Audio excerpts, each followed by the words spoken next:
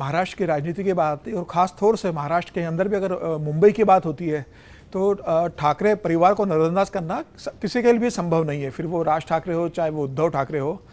अभी जब महाराष्ट्र के विधानसभा चुनाव हुए थे, लोकसभा चुनाव के बाद, उस विधानसभा चुनाव में राज ठाकरे ने अपने उम्मीदवार खड़े किए थे। सिर्फ मुंबई के अंदर 36 सीटें आती, 36 सीटों पर में से 24 सीटों पर अपने कैंडिडेट उन्होंने उतारे थे। उनका एक भी विधायक नहीं जीता। उनका बेटा खुद माहिम से अमित ठाकरे चुनाव हार गया, वहाँ से उद्धव ठाकरे का कैंडिडेट वहाँ से विधायक बने। लेकिन 8 से 10 सीटों पर राज ठाकरे के कारण महायुति को, मतलब एक नाथ शिंदे और भारतीय जनता पार्टी को नुकसान उठाना पड़ा था उन सीटों के अंदर, जिसमें संजय निरुपम हार गए उस सीट से। कहते हैं मिलिंद देवड़ा भी इसलिए हारे कि अगर वहाँ से मनसे का उम्मीदवार नहीं होता तो उसको जितने वोट मिले, अगर वो एक नाथ शिंदे के पास चले जाते तो वहाँ पर आदित्य ठाकरे के जीतना मुश्किल हो जाता। तो राज ठाकरे भले ही नहीं जीते, लेकिन वो कई सीटों पर ऐसी स्थिति कि वो हराने की स्थिति उनके उम्मीदवारों की रहती है। अब चूंकि महाराष्ट्र के अंदर लोकसभा चुनाव हो गए हैं, लोकसभा में उद्धव ठाकरे ने, कांग्रेस ने और शरद पवार की पार्टी के गठबंधन ने बहुत शानदार प्रदर्शन किया था। उसके 6 महीने बाद जब विधानसभा चुनाव हुए तो भारतीय जनता पार्टी, एक नाथ शिंदे और अजित पवार के गठबंधन ने बहुत शानदार प्रदर्शन किया था और सरकार महाराष्ट्र के अंदर बनाई।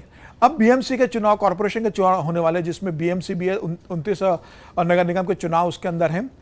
बीएमसी एक बड़ा है जो सत्ता का केंद्र भी है और जो पैसों का केंद्र भी है। 40,000 करोड़ से ज़्यादा का बजट है और लंबे समय से शिवसेना का दबदबा बीएमसी में रहा है। उद्धव ठाकरे का, बाला साहेब ठाकरे का वहाँ पर दबदबा रहा है।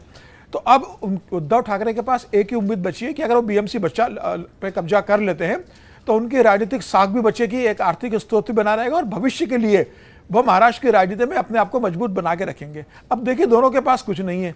उद्धव ठाकरे भी विधानसभा चुनाव बुरी तरह हार चुके हैं। राज ठाकरे की स्थिति ऐसी कि उनको 1.5% वोट मिलता है, उनका बेटा चुनाव हार जाता है। लेकिन जब कॉरपोरेशन के चुनाव होते हैं तो उस चुनाव में 400 और 500 वोट का वोट भी किसी पार्टी को हराने के लिए बहुत मायने रखता है। तो 217 सीटें होती है बीएमसी के अंदर, 114 बहुमत के लिए चाहिए। अगर 2017 का चुनाव देखें तो भारतीय जनता पार्टी को 82 और शिवसेना, उस समय शिवसेना थी, उद्धव ठाकरे को 84 सीट मिली थी। तो कहा जा रहा है कि अगर उद्धव ठाकरे और राज ठाकरे मिल जाते हैं तो राज ठाकरे का जो भी जमीनी स्तर पर थोड़ा आधार है वो अगर उद्धव ठाकरे के साथ जुड़ता है तो बीएमसी में ठाकरे परिवार एक बेहतर प्रदर्शन करने की स्थिति में आ जाएगा। एक चीज मैं इसमें और ऐड करना चाहूंगी। बीएमसी की बात आप कर रहे हैं, पुणे और नासिक का जो नगर पालिका है वहां पर भी राज ठाकरे के इम्पैक्ट ज्यादा होते हैं। तो क्या ये समझे कि ये जो तीनों नगर पालिकाएं हैं यहीं पर राज ठाकरे का दबदबा है, या यूं कहें कि उनका कोर वोटर है, इसलिए शायद बीजेपी और उद्धव यूबीटी दोनों ही चाह रहे हैं ऐसा? जैसे नासिक में तो राज ठाकरे ने कॉर्पोरेशन में अपना मेयर बना चुके थे, बहुत अच्छा प्रदर्शन किया था। लेकिन अब नासिक राज ठाकरे पूरी तरीके से लगभग बाहर चुके हैं। वो वैसे भी अब छगन भुजबल का राष्ट्रवादी कांग्रेस का और भारतीय जनता पार्टी का एक अच्छा गढ़ बना हुआ है। अब राज ठाकरे का पूरा ध्यान बंबई की तरफ है, क्योंकि वो बंबई में रहते हैं, बंबई में उनका व्यवसाय जुड़ा हुआ है और सबसे बड़ा बजट बीएमसी का होने के कारण दोनों भाई अब बंबई की तरफ ध्यान रखे हैं। लेकिन भारतीय जनता पार्टी इस बात को जानती है कि अगर उद्धव ठाकरे के साथ राज ठाकरे आएंगे तो दोनों फिर एक अच्छी स्थिति में आने की ताकत बन सकते हैं। तो उनको रोकने की कोशिश भारतीय जनता पार्टी कर रही है। एक नाथ शिंदे कोशिश कर रहे हैं, एक नाथ शिंदे राज ठाकरे से कह रहे हैं कि आप गठबंधन में मेरे साथ आ जाइए, मैं आपके बेटे को एमएलसी बना दूंगा, अमित ठाकरे को हम भविष्य के राजनीतिक रूप सेट करेंगे। तो महाराष्ट्र की राजनीति में भी सब अपने अपने राजनीतिक स्वार्थ देख रहे हैं कि भाई राज ठाकरे के, उद्धव ठाकरे से जाने से कैसा रोका जाए। भारतीय जनता पार्टी सोच रही है कि कैसे राज ठाकरे को हमारे साथ गठबंधन में शामिल किया जाए। एक नाथ शिंदे सोच रहे हैं कि राज ठाकरे को कैसे मैं अपने साथ लेकर आऊं जिससे मैं मुंबई की राजनीति में, थोड़ा ठाणे तो एक नाथ शिंदे के पास ही है, बीएमसी में मैं अपने आप को थोड़ा मजबूत कर सकूं। तो फिलहाल राज ठाकरे को इतने बड़े खिलाड़ी नहीं है, लेकिन चूंकि ठाकरे का 1.5% का, बीएमसी में 2% का वोट बैंक है, तो वो 2% का वोट बैंक एक मायने रखता है सीटों के हिसाब से और वोट के जो मार्जिन होता है उसके हिसाब से। तो राज ठाकरे को लाने के लिए तमाम दल कोशिश कर रहे हैं।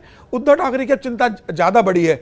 अगर मुझे लगता है कि उद्धव ठाकरे को लगता है कि राज ठाकरे के साथ उनको लेकर आना चाहिए था और राज ठाकरे के प्रति उनको सिंपैथी थी, तो मुझे लग रहा है कि जब विधानसभा चुनाव हुए थे, जब अमित ठाकरे, उनके बेटे, जब माहिम से सीट पर चुनाव लड़े, तो उस समय उद्धव ठाकरे को बड़ा मन रखते हुए अपने भतीजे के लिए वो सीट से अपना उम्मीदवार नहीं उतारते।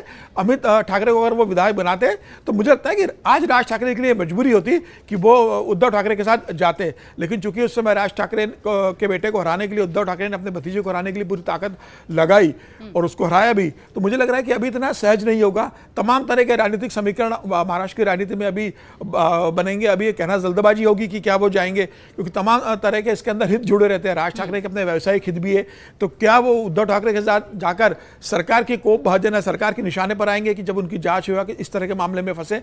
तो तमाम तरह की चीजें। और अभी जो भाषा का विवाद हुआ था, जिस तरीके से देवेंद्र फडणवीस सरकार ने मराठी इंग्लिश के बाद हिंदी को तीसरी अनिवार्य भाषा किया था, उस समय मराठी अस्मिता की बात करके राज ठाकरे, उद्धव ठाकरे ने जिस तरीके से सरकार का विरोध किया, और बाद में सरकार ने वो प्रस्ताव वापस ले लिया कि मराठी को तीसरी अनिवार्य भाषा के रूप में हटा दिया है।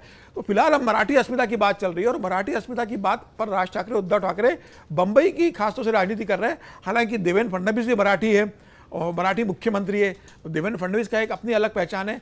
तो क्या ये मराठी अस्मिता की महाराष्ट्र जो राजनीति हो रही है, जो राज ठाकरे और उद्धव ठाकरे करना चाह रहे हैं, एक मराठी मुख्यमंत्री राज ठाकरे और उद्धव ठाकरे पर भारी पड़कर वह Marathi vote bank Bharatiya Janata party के साथ जोड़कर रखेंगे कि नहीं, ये देखने वाली बात होगी। लेकिन फिलहाल तो आसान नहीं है। बीएमसी में चूंकि 227 सीट अगर आप देखेंगे तो 100 सीटें जो है वो मराठी प्रभुत्व की आती है, तो उनको नजरअंदाज नहीं किया सकता। लेकिन अगर 2001 की मैं आपको जनगणना के हिसाब से बता दूं, तो जो बंबई में 2001 में 26 लाख लोगों ने ये कहा था कि भाई वो हिंदी उनकी मातृभाषा है। जब 2011 की जनगणना हुई तो 40 लाख लोगों ने कहा कि हिंदी उनकी मातृभाषा है, और 2001 में 48 लाख लोगों ने मराठी मातृभाषा कहा था, और आज 45 लाख लोग ऐसे हैं जिन्होंने ये कहा था 2011 में कि मराठी उनकी मातृभाषा है। तो गैप बहुत उत्तर भारतीय मतलब हिंदी भाषी और मराठी भाषा के बीच गैप कम बहुत हुआ है। तो अब ये चिंता भी मुंबई में राज ठाकरे उद्धव ठाकरे बार बार बोल रहे कि अगर इसी तरीके से हिंदी थोपी गई, इसी तरह से उत्तर भारतीय का प्रभाव बढ़ता रहा, तो मराठी अस्मिता और मराठी का वर्चस्व मुंबई में खत्म हो जाएगा। तो ये सेंटीमेंट पर उद्धव ठाकरे और राज ठाकरे राजनीति कर रहे हैं। अब देखना होगा कि देवेंद्र फडणवीस जो खुद मराठी है, भारतीय जनता पार्टी के साथ बड़ा मराठी वोट बैंक विधानसभा चुनाव में बंबई में जुड़ा है। और हालांकि उद्धव ठाकरे का आधार है बंबई में। अगर आप लोकसभा का परिणाम देखेंगे तो बंबई की 6 में से 3 सीटें उद्धव ठाकरे ने जीती है। विधानसभा में आधी सीटें उन्होंने जो जीती है वो बंबई से आती है, तो मुंबई कोंकण से आती है।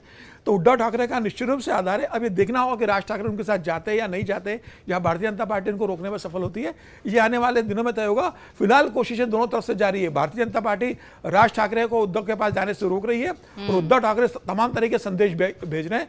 ये राज ठाकरे को तय करना है कि वो भारतीय जनता पार्टी के साथ रहते हैं, अलग रहते हैं, या फिर वो राज ठाकरे के जाकर एक मराठी अस्मिता की ठाकरे ब्रांड की राजनीति को जिंदा कर पाते हैं। अगर आप ये वीडियो YouTube पर देख रहे हैं तो हमारे चैनल को सब्सक्राइब कर बेल आइकन दबाएं, और Facebook पर देख रहे हैं तो हमारे पेज को लाइक करें।